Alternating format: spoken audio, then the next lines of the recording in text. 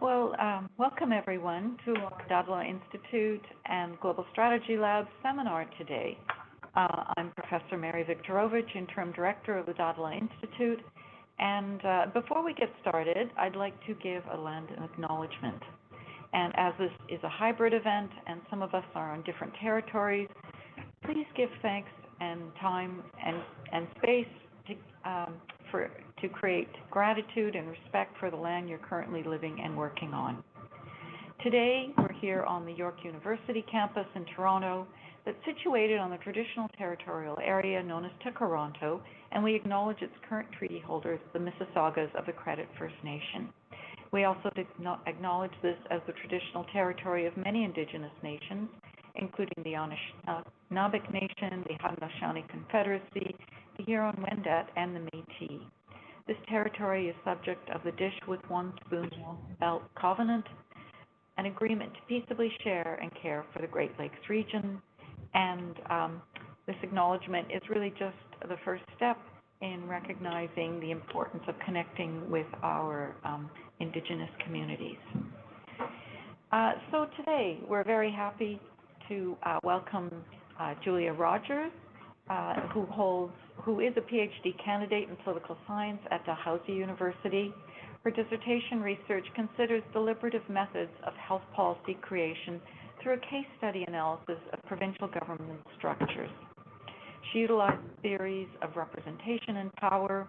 Her work presents a framework of collaborative policy development that accounts for the different goals, intended outcomes, and institutional factors that facilitate system-wide success.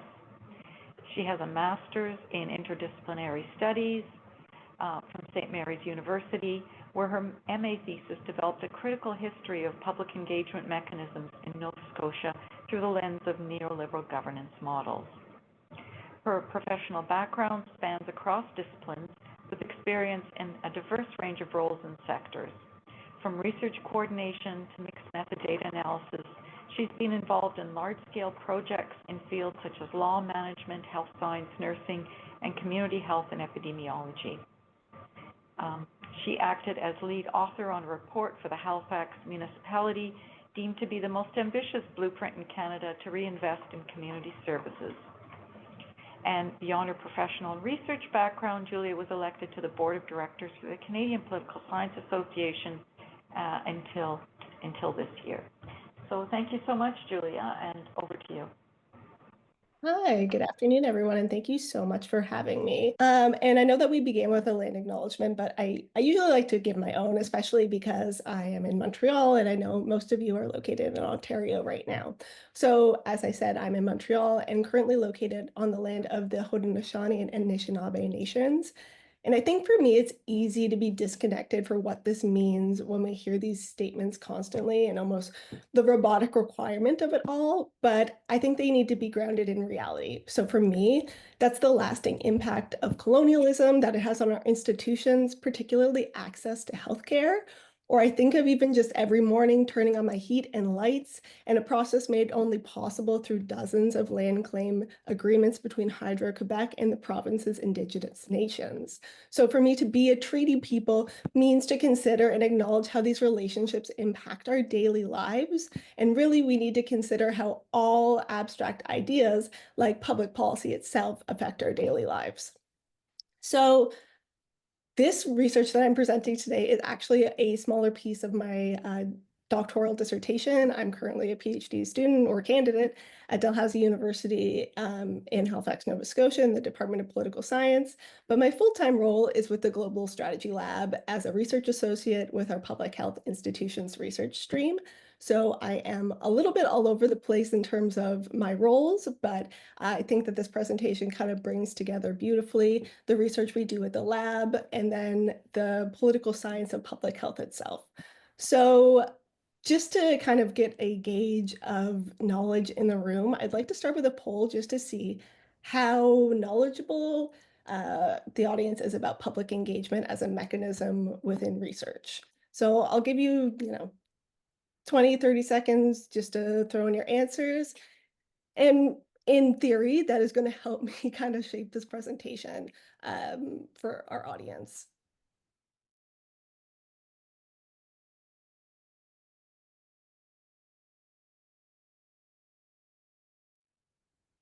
So I can see it in real time, and it seems like the majority of people are moderately familiar with public engagement, which I think is a great starting point for this. Public engagement, as I'll get into it, is kind of a very confusing and often misrepresented concept, especially in research. So hopefully by the end of this, everyone will be a little bit more familiar with what it means in terms of a research basis. Um, I'm just going to end the poll now and get into the presentation. So since the 1960s, global healthcare systems have attempted to bring non-professional voices. So that means community members, patients, advocacy groups, members of the general public into the realm of policy creation by institutionalizing several different channels of community representation, or as it's better known, citizen engagement or just engagement models. In the Canadian context, that first wave of engagement focused on the broader community, using these formal bodies to facilitate localized input. Now, over time, the focus shifted away from the community representation aspect to user input in healthcare predominantly, or what we've come to know as patient-oriented practices or patient partnership. While this philosophy was widely accepted as inherently good, there continues to be little or no clear delineation of the responsibilities, engagement expectations, or selection protocols regarding the patients representing the larger community of those using or potentially using healthcare services. Further still, there are considerable claims within health research literature that the shift from community input models to patient-oriented practices fulfilled a broader engagement objective of those outside of healthcare professions, such as decision makers and administrators.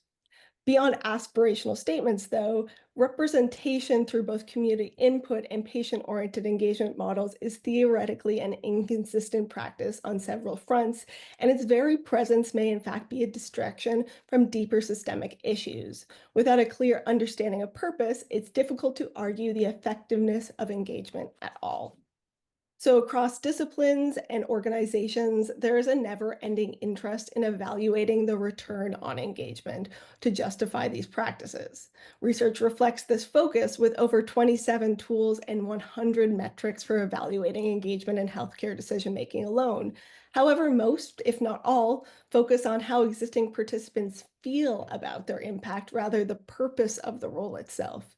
By placing the importance of the process on user experience, engagement assumes legitimacy without any coherent theoretical foundation outlining the purpose or the goal of the practice.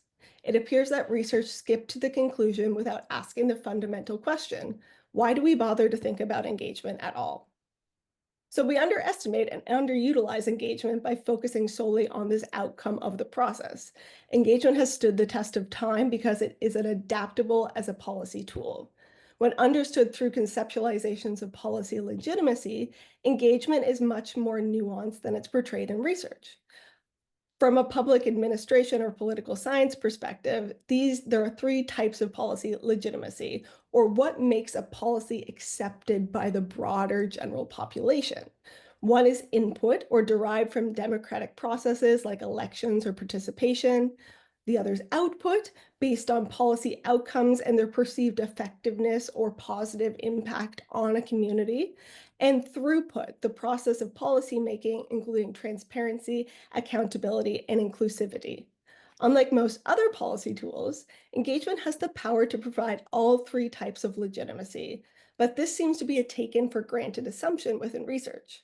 While this philosophy of why we study engagement is widely accepted, there is little to no clear delineation of how engagement achieves these differing forms of policy legitimacy. Though research demonstrates the value of defining different types or interfaces of engagement, such as the difference between a public meeting, a focus group, or a one-on-one interview, these distinctions do not extend to the institutional arrangements shaping the impact of engagement. Literature interpreting engagement continues to look at the utility of the model in terms of outcomes and ignores the lack of theoretical consistency across the field. So when developing this project, I knew I wanted to focus on the institutional arrangements of engagement rather than these outcomes. No matter what you call it, community participation, patient partnership, or patient-oriented practices, these are all concepts of engagement. Though engagement is an amorphic term, there are very clear and distinct dynamics shaping these processes.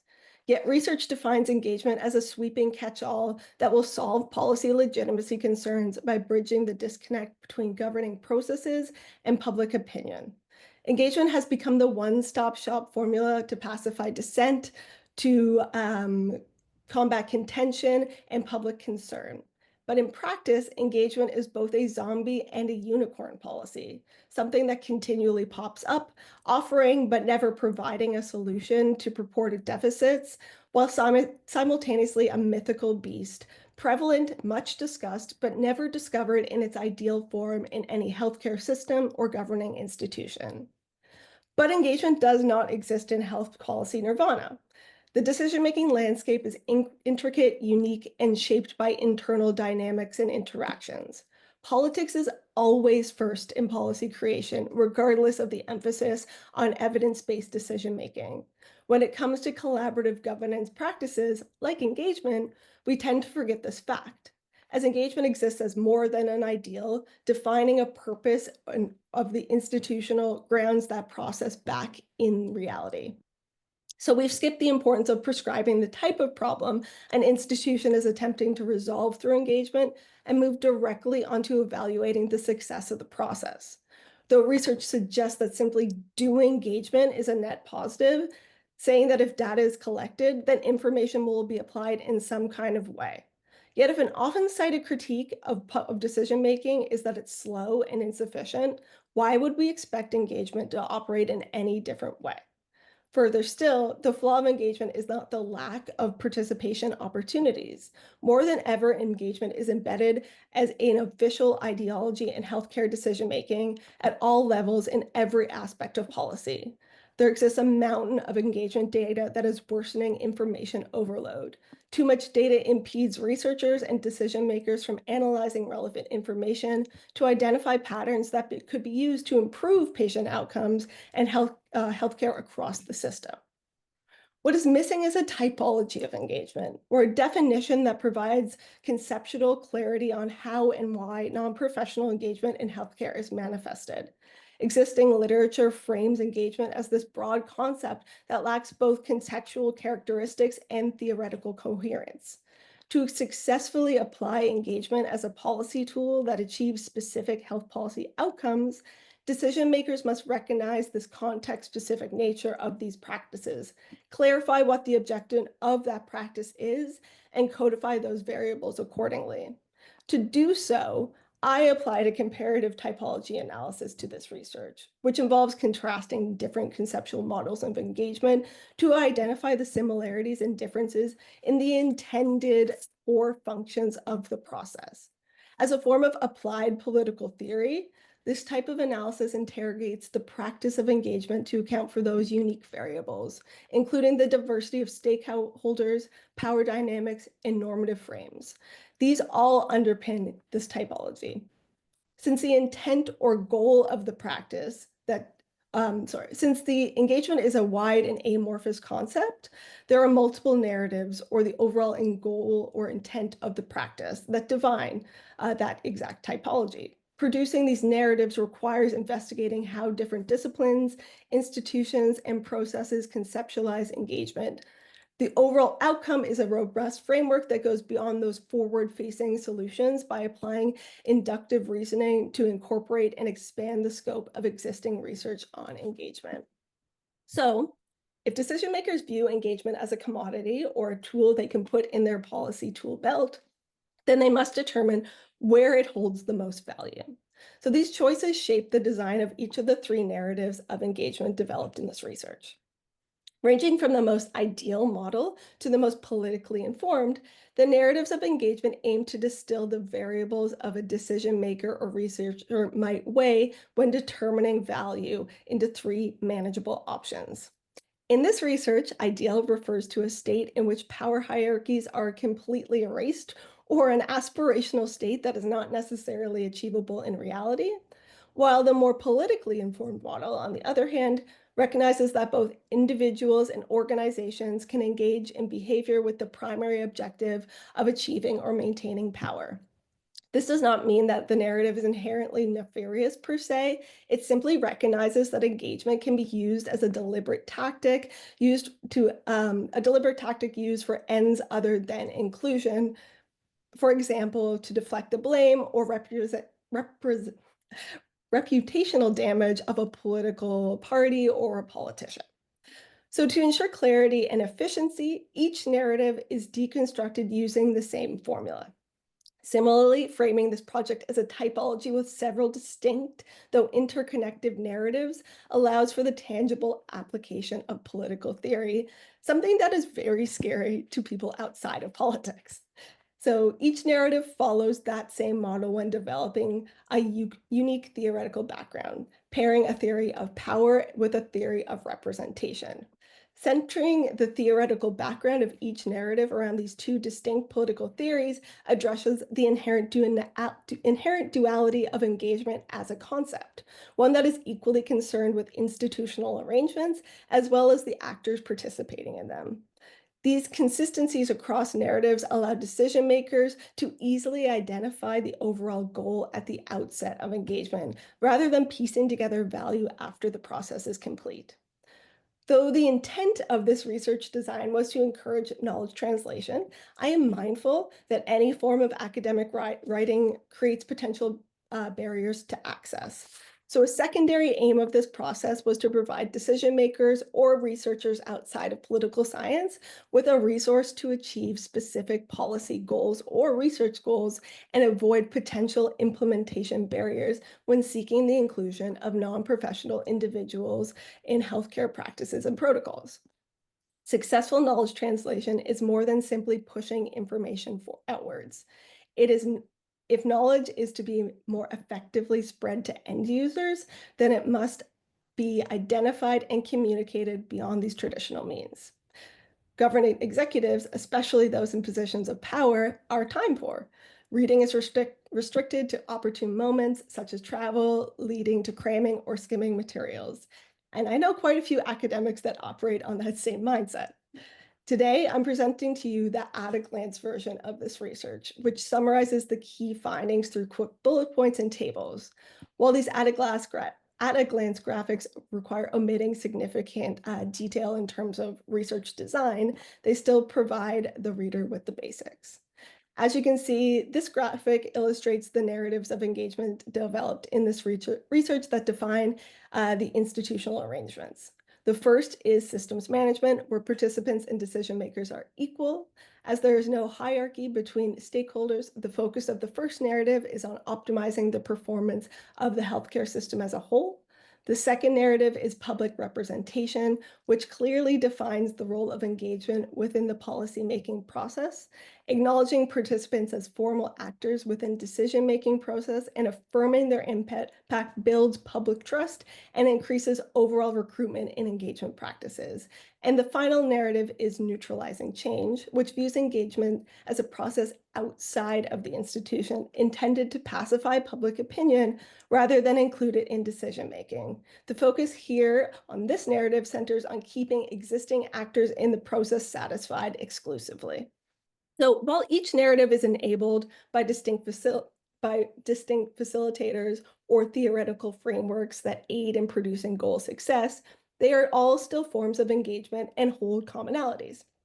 Foundationally, all three narratives utilize interfaces of engagement. Now, interfaces are the spaces and processes where participants engage, or the methods which decision makers or researchers use to collect data.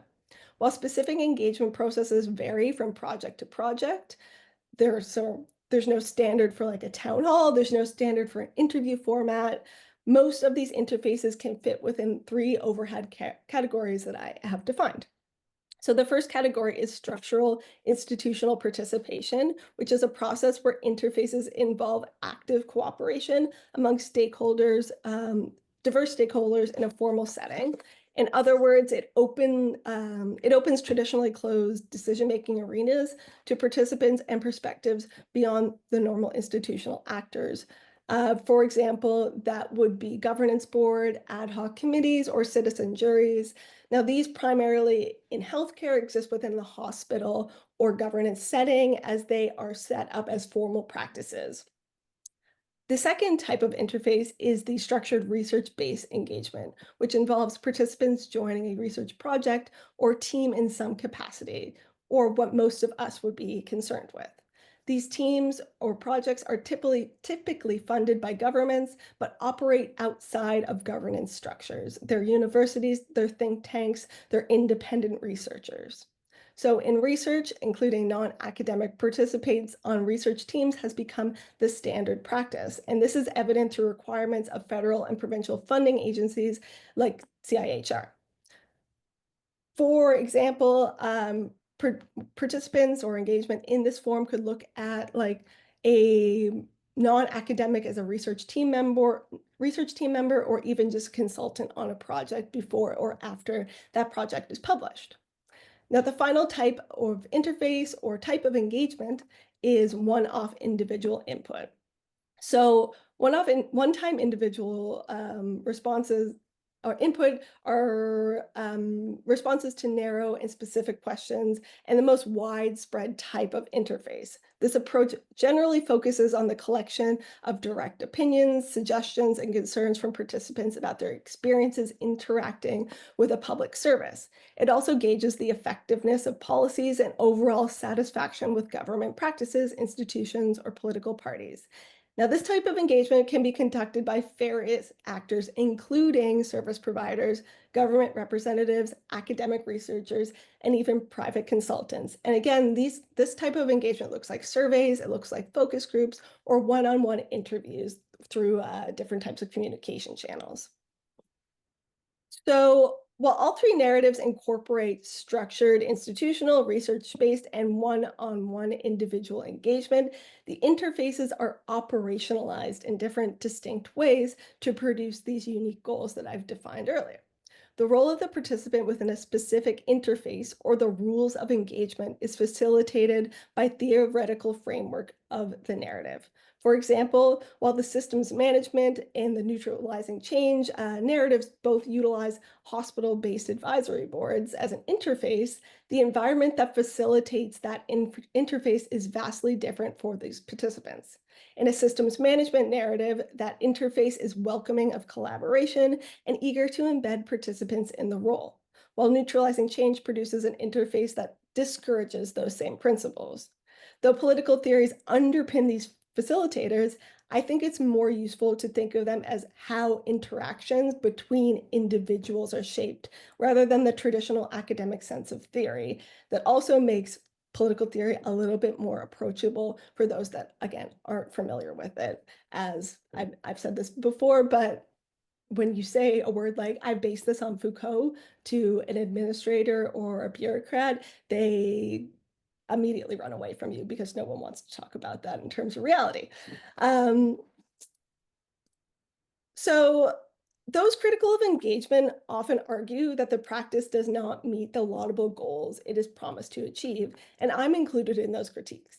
Worse still is that the failures of engagement leave the most negative impacts on those participants themselves. In a publication led and written by former patient partners, Richards et al. 2023 describe how existing engagement practices create conditions of mental and physical exhaustion, worsened health outcomes, systemic distrust, and personal feelings of failure, that they failed the team, that they failed the patient communities, that they failed themselves, that they failed to produce an actual tangible goal. And their critiques are valid. As with anything, taking on too many goals will not produce a positive result. And this research frames engagement as a goal-oriented practice, wherein the intention of engagement is not to increase, improve, or achieve where the intention of engagement is to increase, improve, and achieve a specific goal rather than a whole broad scope of goals that are undefined. So to identify specific goals, it's useful to identify corresponding objectives for each engagement narrative. For example, if the goal is primary care job satisfaction, then the interface should focus on primary care workers' experience with workload issues. Analytically, a goal does not necessarily have to be for public good. If the implicit goal is tokenization, which is a valid form of engagement, then the focus of engagement is to maintain participant satisfaction within the interface that have little to no impact on decision-making broadly. It would take a very long time to go through all of these narratives. So especially in the time we have allotted today. So I figured that I would walk you through just one of them that might be of interest to the broader group, which is the goal of public trust through the public representation narrative of engagement. So each goal has a corresponding expected outcomes based on the interface parameters, again, structural, research-based, or individual.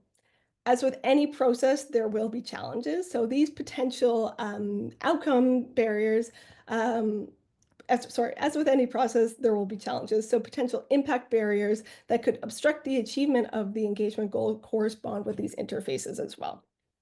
So the way that this looks is that one is structural institutional participation, two is research-based, three is one-off. They always correspond with each other. So the barrier for one is the barrier for one, the barrier for two is the barrier for two. Again, for today, I'm only going to focus on one of these, but the way that I've defined interactions or interfaces within this particular narrative, the political theory that underpins that is from a theory of power perspective. It's a policy advisory system, or the formal policy advisory system are not exclusive to those internal to government, but the influence requires a clear institutional design.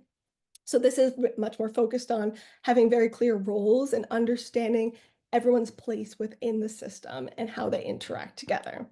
Now, the theory of representation, which understands how the participants themselves are either selected or operate within that dynamic, is through the sanctions model of representation, which is accountability to enhance recruitment and public trust, not the influence of participants. So here it is that there is a basis to understand how those actors actually interact and to have almost a feedback loop of themselves to make sure that the participation that the actor or the participant is doing is actually reflective of the needs of the community they're trying to represent. So it's not enough to say that that actor is from XYZ community, so they must represent that community. It's a way of having accountability from that community to make sure that the representative themselves actually are saying things that reflect community needs. If we were to look at structured research-based participation from the public trust narrative here, if you were to apply these type of parameters to interactions with participants and decision makers or researchers, then what your outcome of that goal of engagement would be to have a feedback loop or a traceable influence of participant input. So that in itself will help to increase public trust as a goal just based on those interactions. However, of course, there's always going to be barriers to producing a feedback loop.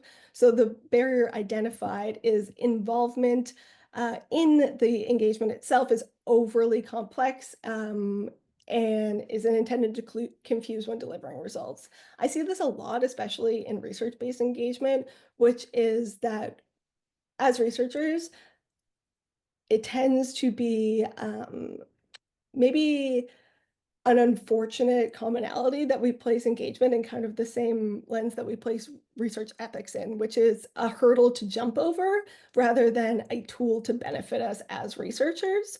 So when we're delivering our results, when we're talking to our participants, we don't take the time to give that lay summary of the research that we're actually doing because we assume that the time payoff isn't really going to benefit us. So why would we invest our time to make that participant more knowledgeable about what we're doing? When in fact, it is very important because it creates this relationship of trust between the participant and the researcher themselves. When our participants understand what we're doing, again, they don't have to be, 12 years of university. educated to understand some of the basics of research concepts. But when that feedback loop exists and when we take the time to really make sure that who we're engaging with understands the type of research that we're doing, we create inherent trust because we've taken the time and showed the effort that we want them to be there. And not only do we want them to be part of the research process, we want them to be able to see their tangible impact on that research. So this creates this cooperative relationship of public trust that deconstructs some of maybe distrust that's created through historic institutional practices. Now, as I said, outcomes always have impacts. So it sometimes seems that policy assumes that the micro has little to do with the macro. When we're talking about healthcare institutions, though, especially implementational changes, the results do not exist within a vacuum. Instead, even a minor disruption of the system may cause a ripple effect across sectors. So hence, everything in terms of an engagement outcome has a larger impact. So I try to place within this research, I try to say or demonstrate how that wider impact from the engagement outcome, the engagement goal actually affects the broader system. So for structural institutional-based participation, if we have a feedback loop, if we get over a barrier of jargon or inaccessibility in our research, it shows the tangible impact of a participant input helps to mitigate those concerns of tokenism, which provides more trust in the role for existing and potential new participants. So again, this is a way to kind of deconstruct past distrust, past negative experiences or relationships that exist within the engagement frame, and actually just create a new understanding of engagement as a practice that has a goal that there is a place for participant to have impact in. Again, now that was just one of the narratives and the outcomes possible when producing goals of engagement. As you saw, there are 9 overall smaller goals that I've created in this research. And if you would like to know more about those, you can always reach out to me. The research isn't published anywhere yet because, again, it's my dissertation, but I'm happy to provide it to anyone that's looking for it. So just to conclude very quickly, this project represents a step towards a more nuanced understanding of engagement and the way it's operationalized in healthcare systems by developing a typology of engagement rooted in both political theory and health policy, clarifying how and why non-professional engagement in healthcare is manifested. Reframing our understanding of engagement as a process with many moving parts has the potential to provide decision makers and researchers with a practical tool to achieve specific policy goals. Now, this at-a-glance outline produces knowledge in a carefully structured way. However, each of these narratives must be interrogated in greater detail, as I just mentioned. And to this end, this research project expands upon the information presented in these tables, not only through the table itself, but each chapter in my overall dissertation is a larger unpacking of each of these narratives. Just to end, though, I will leave with a couple of very quick takeaways from this overall project. I've been working on this project for like 6.5 years now, so I have come to have a few key understandings, especially talking to patient groups and researchers and decision makers. I think the biggest thing, especially in terms of engagement, is that 2 or more things can be true at once, which is to say engagement can be a very useful process. An interface such as an interview can be something that we use as a tool to make research better, but it can also be a tool to make research worse. So again, to say that means that like each of these interfaces, they can have the same word. It could all be an interview, a focus group, a town hall. They all mean the same thing, but the way that they play out can be inherently different. And understanding the dynamics that the researcher, the decision maker can themselves create to produce those outcomes is really important when we think about engagement because it completely redefines the concept. Another thing is that more engagement is not necessarily a good thing. I am a firm believer in this, especially going through mountains and mountains of data, that not every research project needs engagement. It's not always a place for engagement, and that's okay. I think that institutional shift, particularly between our funding agencies, to have engagement in every single project, especially every single project that's applied for funding, isn't inherently productive and has a risk of just making engagement a more tokenistic process and creating a huge distrust from communities across the board. Because if we're just doing engagement to do engagement, it's not building any bridges. It's not filling the gaps of public distrust that already exist between decision makers and the academy, because something that we often do take for granted is that there is a huge amount of public distrust towards academics in the academy, just as it exists with governing institutions. So we should be very careful when we are engaging with participants, because there are these huge ripple effect impacts that our work can have on communities. And I think the final thing is that research that only looks forward and never back will always remain stalled. This is a huge problem that I see across engagement research in particular, but some health research across the board, which is when we don't look beyond the traditional bounds of our discipline, when we don't look to other disciplines like political science, like history, when we look at the work that's already been done, then we're not going to move forward. I see a lot of projects and engagement that are looking to talk to communities when these communities have already been talked to. That engagement already exists, that data already exists. When you ask someone to engage when they've already talked to a researcher or a decision maker, and nothing has come from that research, are only furthering that public distrust of processes, of engagement as a whole, of academia as a whole, of governance as a whole. So we need to be very careful that we're not creating blind spots in our own research before we even start that research plan. I will end on that note. Very quickly, if you would like to contact me, my email is here. This is a QR code to my Linktree, which has LinkedIn, email, but also has, which I do encourage every single person here to sign up for, our newsletter from the Global Strategy Lab. So if you want to see what our other research streams are doing, which is antimicrobial resistance research, global legal epidemiology, we're very broad as an institution. It is not all just political theory and public institutions. In fact, we're a very small subset of research at the Global Strategy Lab. I do very much encourage everyone to sign up for the newsletter. But other than that, thank you so much. And I'm just going to open this up to questions.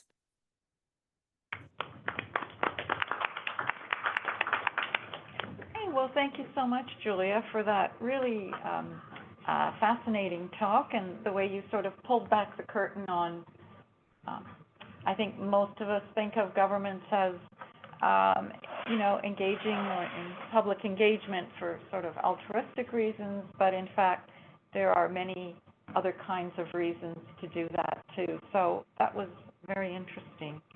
I think, was it last week? Yeah, April the 2nd, we had a panel of speakers talking about sort of creating caring environments through an urban lens.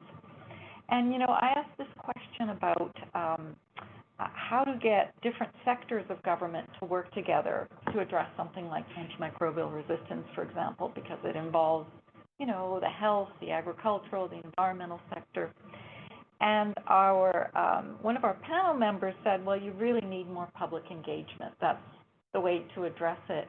And I still mean to follow up with him for some, he's going to send me some examples. But I guess what I took away from that was, if governments understood the impacts on the public and the public was able to, have that kind of input, it's almost like, our healthcare system right now is not geared toward patients or the people. It's geared toward the professionals who work in it. And I got that kind of a sense that he was suggesting that if all of the different ministries understood sort of the end goal in addressing the problems through public engagement, they could align their goals. And so I guess that's one of these, I guess it's probably a throughput and an output sort of approach. But just your take on that, I would appreciate it. Yeah. So I talked to a lot of people embedded within government for my various roles, and I often get kind of that statement, which is, well, we need to add public engagement for XYZ. And the example that I often give is that I was talking to a government executive, and she said, well, I had really positive experience with public engagement on this particular project, especially when defining goals of what we're looking for in terms of policy change. And I think it would be really useful. And the question I always asked her was, what community were you engaging with? And she said, long-term care.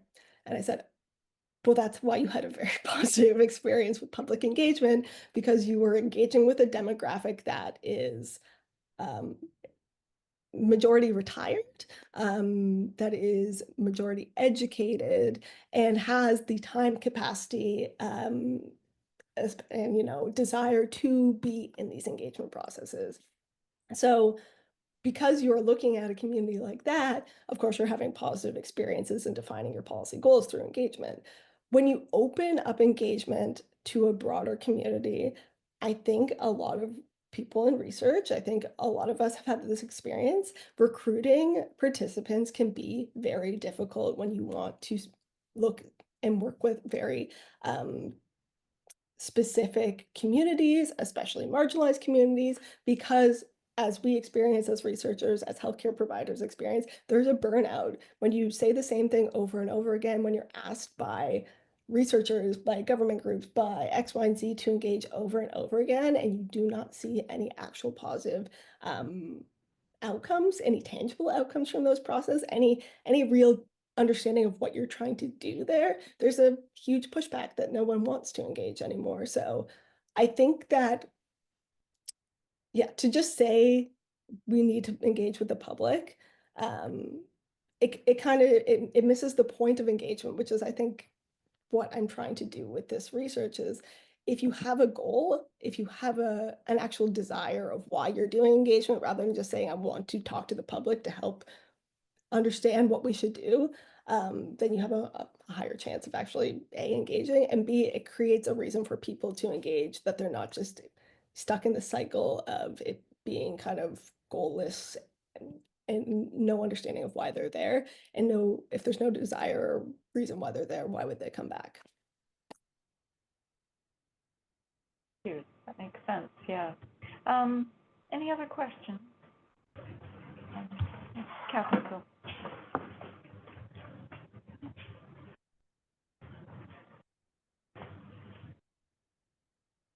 Hi, this is Kadir. So I'm a PhD student here with the Global Health.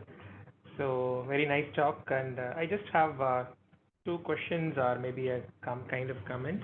So one is we talk about the Alma Ata Declaration 1977, where we have four pillars of primary healthcare, and so the two important pillars are, one is the community participation, and the second one is intersectoral coordination.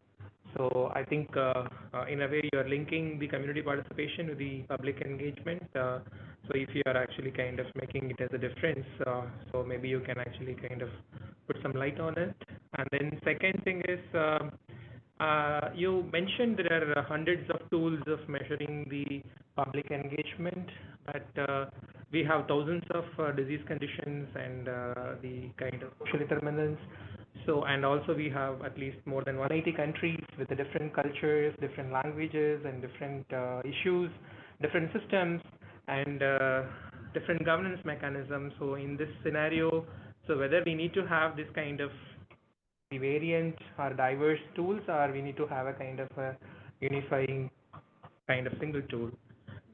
So, these two questions. I have one more, so if the time permits, then I'll ask. Thank you. All right. I'll start, I guess, with the first question. So I guess in terms of is community engagement, like a useful or have it? I just want to make sure that I understood the question. So is community engagement like actually having a positive impact? Is there like an actual tangible thing that we're looking at in terms of, is there connection, especially since 1977, that what we're doing is a good thing?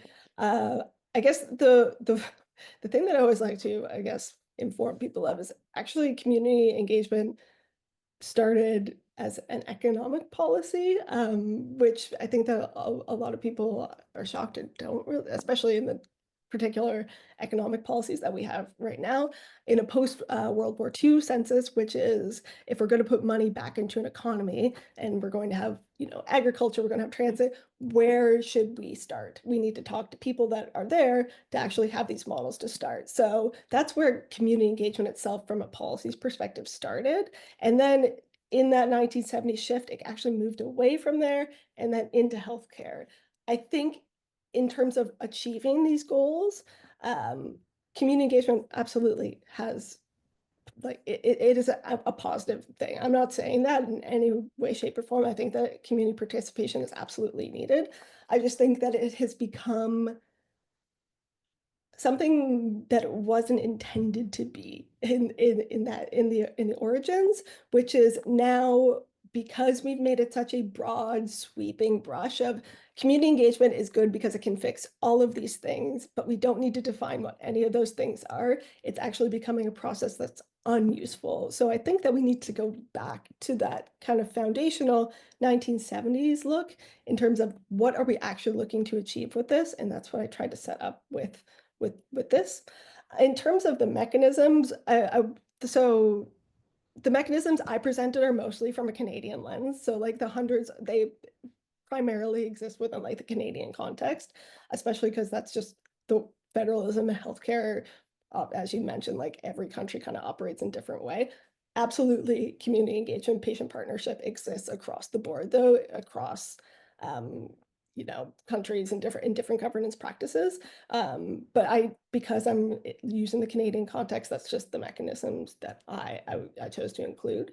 I think in terms of a mechanism that measures the success of community engagement, that's difficult for me because how do you measure something in public policy? How do you measure the black box of public policy? Because it doesn't exist in any other aspect of public policy. You never measure how effective a particular input is, like if in economics, in transportation, in healthcare. So the fact that we often brand healthcare as being different from other forms of public policy is something that I think is maybe a taken for granted assumption that it is different, because it isn't. It's public engagement is just one stream of advice given to policymakers to produce policy. And we do not know what they take to produce those policies because that's behind closed doors. So I understand what mechanisms are trying to do in terms of measure the success of public engagement. I just don't know how, or if it even exists, if we can find a way that goes beyond the satisfaction of participants themselves, because that doesn't really measure the success of engagement.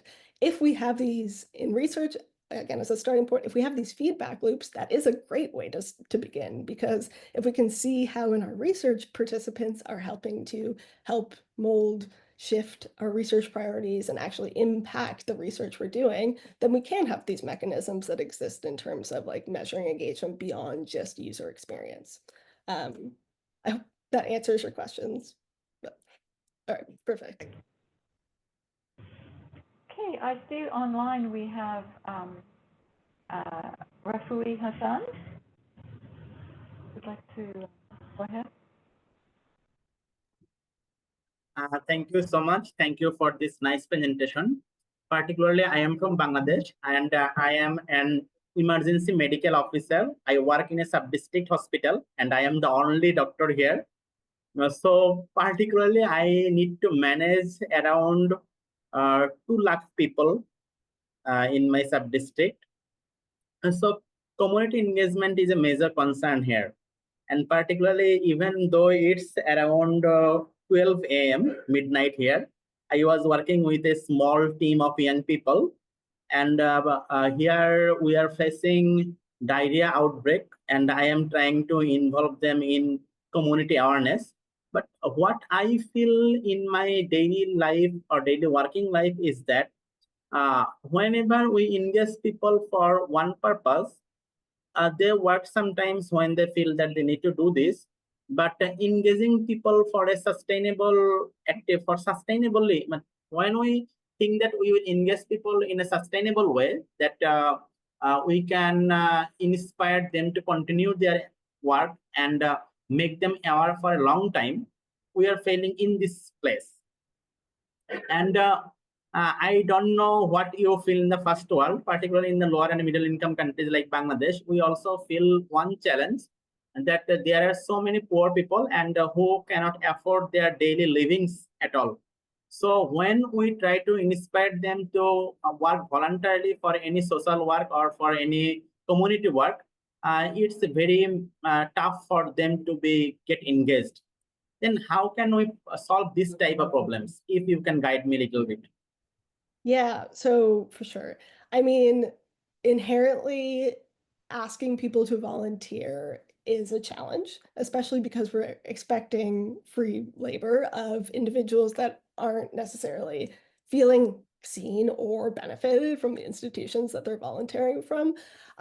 One of the things that, especially if there aren't opportunities to give monetary compensation, again, this is what I've seen across research is like there's often compensation restrictions, but even as much as like a very symbolic compensation goes a very long way in terms of maintaining participants.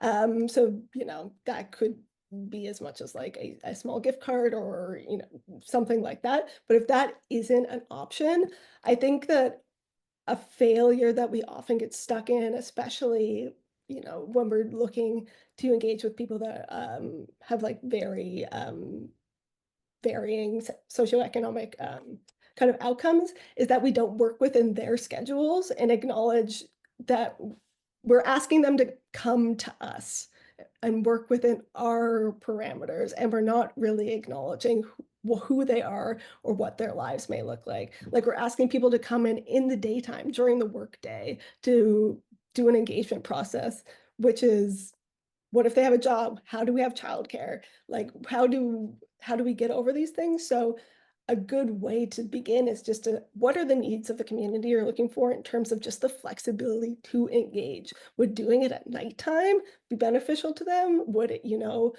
allowing them to come in and bring their kids, or doing it over Zoom, or, you know, kind of finding workarounds that aren't prioritizing us as the institution, it's prioritizing them as the patients or the participants to help them stay engaged, which is some of them might want to continue their volunteership, but it literally just doesn't work with their lifestyle. So helping to find other avenues of engagement, even if it's like written, or they can record themselves, or like these different opportunities. But another thing that I like, especially as someone that works within primary care, that is, you know, in terms of staff that has like, that's very constrained themselves,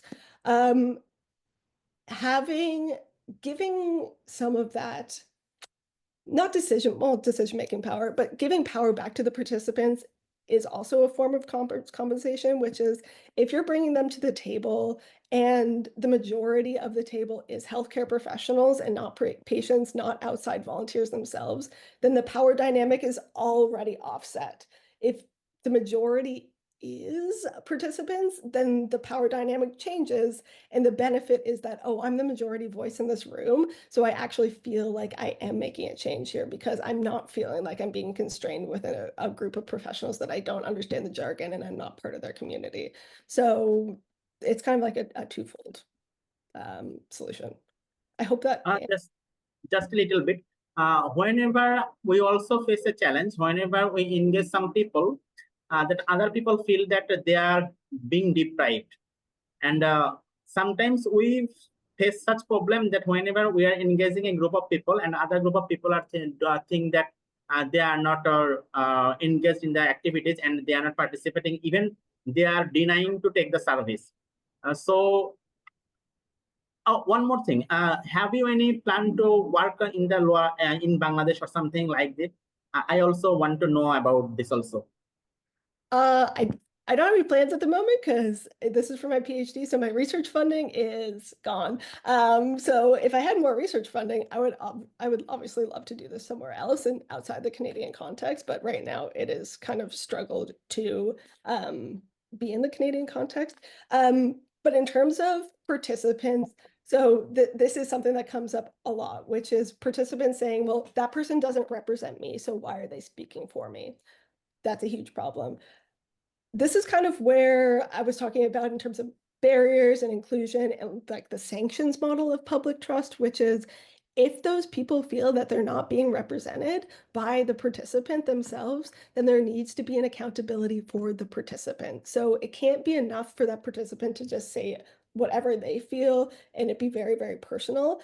If they are not filling the need of that role, then they should be replaced by someone that community feels more actively represents them, so that there is an amount of responsibility on the participant themselves to not have it be a very inward kind of self-centered view of participation, but to be very, very mindful of the community that they're representing themselves, especially if you have a larger pool of participants where you can replace them from. Thank you so much. Thank you so much for your kind information and guidance. Thank you. Oh, thank you, Dr. Hassan. Now, Mari Stewart, please go ahead. Thank you. Yes. That was great, Julia. I really enjoyed that. Thank you very much. I'm in Berlin. I head up the Public Engagement and Impact Unit at the Natural History Museum. And I'm really enjoyed listening to what you're saying, agreed with an awful lot of it. And I was just struck by your models, especially as you may be aware of initiatives like the Patient-Led Research Hub in Cambridge, and the Ideas Fund from the BSA. So they invite communities to propose the research question, not researchers. And as such, they then act as academic brokers to find academic stakeholders. And that really levels the power differential from the outset, and it makes it a much more formative partnership. And I wasn't sure I could see where I would place that sort of partnership in your models, which might be because actually it doesn't quite place in there. But I wanted to ask your opinion on how you felt. Is that a next step that you might do in your postdoc, for example? Yeah, so I guess one of the challenges of presenting a huge table in a limited time is that I can't talk to each of the models. So actually in that ideal model that I'm talking about, the systems management model, one of the goals is quality of care, and a huge pillar of quality of care, especially in the research field, is not just having co-design, but having pre-design. So we can't go into healthcare projects, healthcare research, with the question already existing. We need to ask the question of the community that we're looking to try to benefit. I see that a lot in healthcare research, which is, oh, well, we have a patient partner, so our research design has been, accepted by them. But you came to them with the research design. You came to them with the research question. So that inherently creates this hierarchy of power. If you want to create a system that is based in, again, a systems management, something that works as a cohesive system where everyone's equal, you can't start a dynamic with an automatic hierarchy of power. So it does take place. It's not inherently like as the narrative to say like this needs to be like the patient-led design of research, but it's a pillar of it to say, if you want to get this outcome, if you want to increase quality of care, if you want to increase all these things, if you want that to be the goal of engagement, then you need to act in that way. This type of interaction is like the political theory of it defines that interaction as existing before the research question is even posed. Yeah, thank you very much. I think that would apply to policy as well in many ways. Thanks. So, yeah, though I've created this from a healthcare perspective, you could very easily apply this to any form of public engagement and just take the word care out or patient out and just leave it as quality or like improvements to systems. Yeah. Thank you. Thank you both. Great question and answer. So I guess that brings us to the end of our time. So thank you so much, Julia, for a really enlightening presentation and for all the questions that helped to unpack it a little bit further. Again, thank you, everyone, and we look forward to seeing you next week as well for our next seminar. Okay, thank you so much. Bye for now. Thank you so much. And thank you for all the questions. They were excellent. I really appreciate it. Great. Thank you.